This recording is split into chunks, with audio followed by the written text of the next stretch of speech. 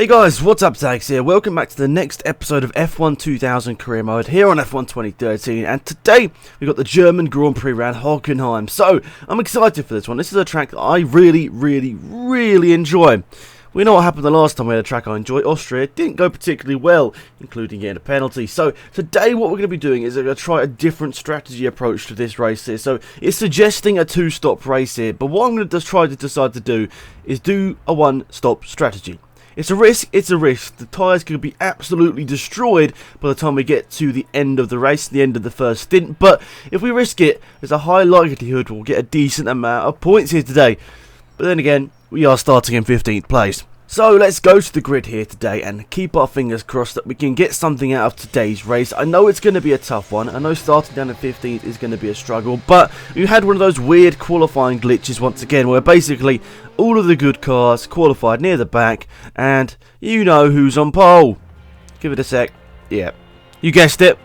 Oh, big old Pedro De La Rosa starts on pole position. Second place is Ricardo Zonta in the BAR Honda. BAR, not BAR Honda. And then the two Jaguars, I think, just behind them as well. Like, yeah, totally random sort of front of the grid, which is kind of annoying, but at the same time, it is also quite funny, so I won't get too annoyed. So, nonetheless, look into the lights, and lights are out, and away we go here in Germany. A terrible start there as I shift into second gear way too early. I go to the inside to defend my line, so down into turn one, onto the brakes.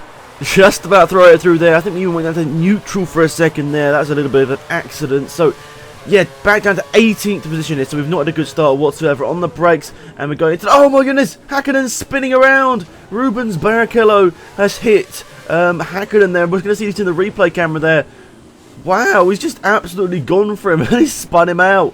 A championship rival, and Häkkinen is out and in last position right now. He's not out of the race, I should say, but he is down in last place and really going to struggle here to get some points here today. So, trying to go on the outside here. I think we're side by side with two Minardis and also David Coulthard here. Who's going to be the best on the brakes? It's going to be us. Oh, we're going to go on the inside of Lacey. No, we're not going to quite be able to do that. And anyway, we're up into 13th position there, and pretty good stuff. We've got Mazzucchi just in front of us here, and to be honest, Rubens Barrichello, yes, he crashed into Häkkinen there, but he's had a really good start. He's up to 9th position already. We're sort of following him through the field here. We've both had pretty terrible qualifies, but now we're sort of fighting our way through the field. Now I need to mention something because it probably is apparent, but basically today my wheel was really messing up. So normally it doesn't feel exactly great when doing these mod videos, but I just tried to disguise it and hopefully it doesn't look too bad. But today it was honestly feeling terrible. So I was basically turning 90 degrees on the steering wheel to go around the corner like this, for example, and it would only turn 90 degrees at the very last second. So it feels like there's lots of dead zones. So what I decided to do is go into the settings and try to look for the dead zone. But when I go in there, it says 0%, which is just really confusing. I've also got override off, so there should be no reason why it should be anything different to what it says in game. So really confusing, and it was just honestly quite a tough one to drive here. I was honestly putting in so much effort. The car was sort of all over the place, but you can see certain sort of instances in this race where the car is just not in the right part of the track whatsoever, and that's just down to me not being able to react in time. So, a bit annoying, but nonetheless, that's the way we're going, and trying to catch up to Alex Wirtz here. 11th place. Are we going to be able to do it? Barrichello's flying there. We're going to get down the inside of Wirtz. Yes, we are. That's 10th position. Are we going to be able to hold it?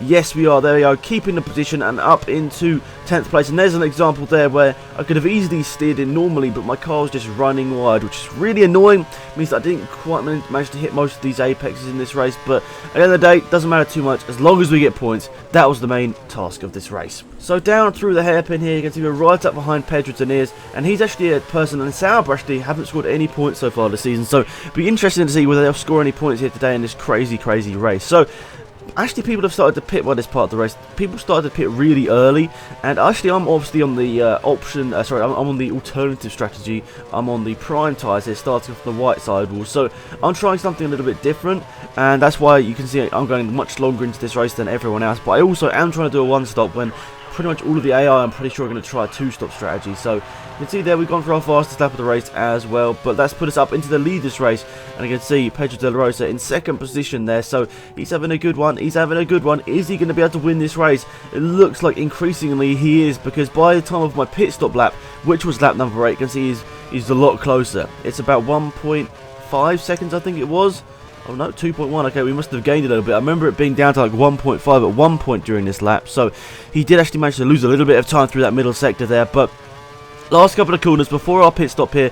Where are we going to come out? That's the big question here. So I'm not exactly too sure how much time it's takes in the Hockenheim pit lane. I know some pit lanes in the F1 Canada take such a short time because they actually cut out a bit of the track, Silverstone for example. But I don't know whether we're gonna be able to gain much of a time here because De La Rosa is already way past us here, so we're pulling into our pit garage here. Zonta's through, Sarlo's through, 5th, 6th. That's outside the points any second now. Yeah, so coming out in 8th place. Okay, that's not too great whatsoever. Who are we actually going to come out behind? Villeneuve. Okay, so I'm not too sure exactly how that's all played out. So I'm not too sure where Deniz is, for example. We'll see where it all plays out once everyone has done all of their pit stops. So basically, I've done all my pit stops now. That is it for the rest of my races. So I'm pretty happy with that. So I just need to sort of keep going around, try and set some decent enough lap times on these tyres. And then hopefully by the end of this race, I'll be back inside the points. But then I'm not counting it just yet because, let's be honest, some of these guys in front are going to pit, come out the pits, be on ultra fast tyres, probably in fast fuel mixture as well, and they could destroy me. So you can see for us, we're running the fast fuel mixture. We've got +2 laps. That hopefully should get us to the end because that's 2 extra laps of fuel on board there. It doesn't mean 2 laps that you can go fast fuel mixture, it means 2 whole laps of extra fuel on board. So it means you can push from probably more like 6 or 7 laps, which is a good thing to have at this point in the race. So we're coming up to the stadium complex here. This corner, that corner right there, was the one I was struggling with most with my dodgy steering wheel. So thankfully we managed to get through it most of the times normally. Yeah, there were a couple of occasions where I did go into the gravel in a bit of practice that I did before. So that was a little bit of a struggle, but nonetheless we got around it, and by the time of the race we sort of I wouldn't say mastered it. I've never mastered any F1 game, but we've got the hang of it. So on to lap number 10. Look at that, De La Rosa into the pit lane. He's going to be putting some soft tyres on as well now. So we're now basically in a sort of a direct sprint to the finish line. De La Rosa's been much quicker throughout this whole race, and he's not that far behind. I think it's about 3 seconds. I did manage to put out a bit of a gap, and I think over this next lap as well, whilst he was on his out lap, I was putting out a bit of time as well because I was setting the fastest lap of the race, 1:19.5. Okay, not particularly great, to be honest. I mean, people are going to go faster, but for me, I'm not too disappointed, especially when we've got Mr. De La Rosa flying at us here. So 1.8 seconds with 3 laps to go. Another fastest lap there, but De La Rosa actually caught me on that lap, so it's going to be much quicker by him.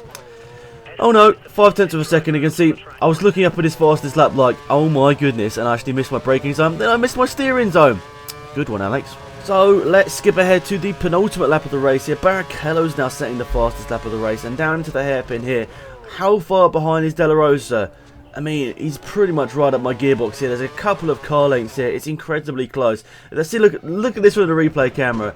That is not a sight you're used to seeing in any sort of career mode. 2 backmarker cars, which happen to be teammates, battling it out for the victory. Honestly, it's an epic sight, but at the same time, feels slightly unrealistic. But I'll take it because it's quite funny at the same time. And you can see here, De La Rosa did try and go for a move on me here, but he decided to back out of it as we got into the braking zone here. So this is the last lap of the race as we look at it here. So down to the hairpin, 0.7 of a second is what separates myself and De La Rosa here on the last lap of the race through the hairpin, hitting the apex, nicely done. And now we move once again out of the hairpin, put the throttle right down to this really fast right-hander where I remember Daniel Ricciardo putting us some awesome overtakes. I think it was in the 2014 season of Fernando Alonso. So we haven't got too many corners left, but we have got this really fast right-hander coming up, which I have struggled with throughout.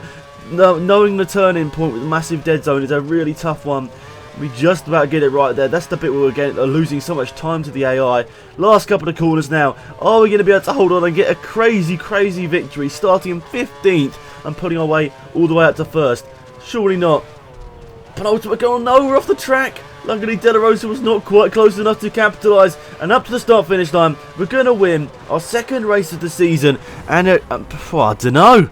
That was, for me, my toughest race, or most interesting race, because what a comeback, what a different strategy, and it all played out. It really all played out, so I was so happy with that, and hopefully you guys like that too. So there we go, Jos Verstappen wins the race, Pedro De La Rosa in 2nd position, Ricardo Zonta in the BAR Honda in 3rd, Rubens Barrichello, the next of the big teams, in 4th, Mika Salo finished in 5th position there, which is a good result for him as well. And then 6th position, 2 races in a row, I think it is, that 6th place went to Jaguar, so good for them. They got more points on the table there. You can see big gap from 2nd to 3rd place there. BAR Honda not quite having the pace today, but at the same time, I was only 1/10 of a second quicker than Zonta, but it was really Rubens Barrichello. I think if he did a one-stop strategy, he would have easily won this race. So it's an interesting one to look at there. But nonetheless, we were the one that tried it. We're the people that managed to get the victory here. And there we go, climbing out of our cars. Going to be celebrating with our teammate any second now. But first, celebrating on the top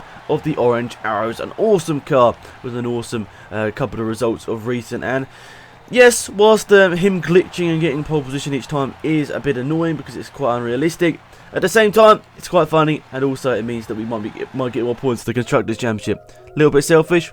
Yeah. Anyway, here's how the driver standings looks. Michael Schumacher didn't score. He's on 44 points. Rubens Barrichello on 39. Coulthard on 38. Verstappen, that's us, so 10 extra points. I did make a little bit of a mistake last time. I said we were on 26, but we're actually on 25. Hackett on 31. He's dropping down again. Della Rosa up into 6th place now with 18 points. Ralf Schumacher on 17. Frentzen on 17. Fisichella on 12. Jarno Trulli on 11. And quite a few other people now have started to score points, which will get updated in a full driver standings at the end of the season. So maybe you can let me know in the comment section, guys, who you thought was the driver of the day. Do you think it would have been me? Do you think it would have been Della Rosa? Do you think it would have been one of the other guys like Barrichello, who also had a flying race where he flew through the field? So let me know in the comment section down below. That'd be interesting to see.